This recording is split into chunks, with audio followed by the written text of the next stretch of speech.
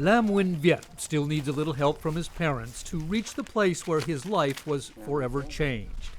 This is the field where Viet and his best friend Hao Vo stumbled across an old rusted mortar shell.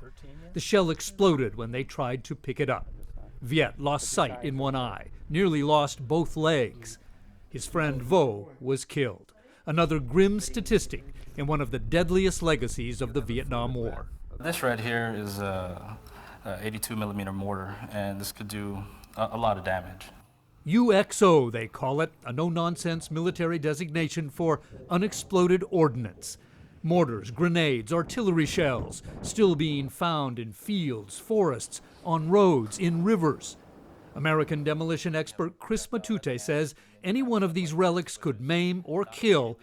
He should know, a former Marine who did 3 tours of duty in Iraq, defusing roadside bombs and IEDs. Run the wire back to the control point. Matute is now helping the Vietnamese find and destroy ordnance from a war fought before he was born. Does it surprise you that a field can still be so deadly 35, 40 years after the fighting took place? No, not at all. That's one of the things that's not understood by the general public. By some estimates, there are nearly 1 million tons of unexploded ordnance in Vietnam, contaminating up to 20% of the countryside, with one of the heaviest concentrations in Quang Tri province, the narrow strip of Vietnam that once separated the communist north from the U.S.-backed south. The DMZ, it was called, the demilitarized zone. It was hardly that.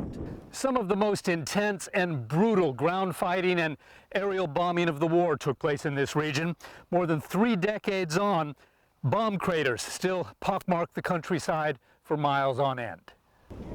Today, Quang Tri is a front line once again for groups like Renew, a U.S.-funded project to train and deploy Vietnamese UXO teams with the latest safety equipment and technology, including this high-tech tractor fitted with an oversized metal detector, computers, and GPS system.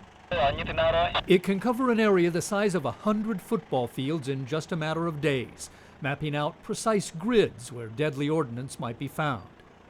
Grid by grid, the search is then narrowed by teams with handheld detectors. Small flags mark each place a metal fragment is detected, in this case, a lot of them. Then the most dangerous chore, slow, methodical probing by hand until each piece of metal is found and identified. Former Vietnamese soldier Duong Duc Tam says he feels no fear when he's out here. He's confident that the training and equipment from his American friends will keep him safe.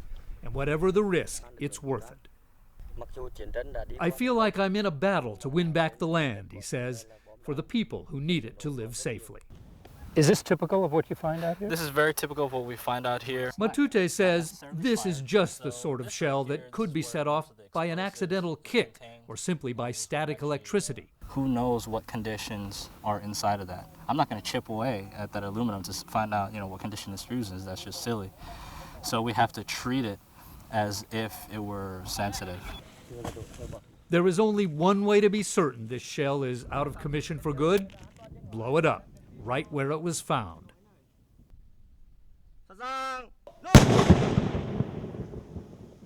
These search and destroy missions are just part of the battle here. The Renew project also includes an extensive educational campaign. Public awareness is a powerful weapon as well. In Quang Tri, we found graphic billboards posted along village roads, next to rice fields, next to schools. Yet even with the best education, the best trained demolition teams, and the best equipment, the curse of unexploded ordnance could be with Vietnam for generations to come. Several hundred devices each year are only discovered when they explode, plowed up by an unsuspecting farmer, picked up by scavengers looking for scrap metal to sell, or just stumbled upon by children playing in a riverbed. Lam Nguyen Viet had been taught the dangers, but a momentary lapse in judgment left him crippled for life and took the life of his best friend, Hao Vo.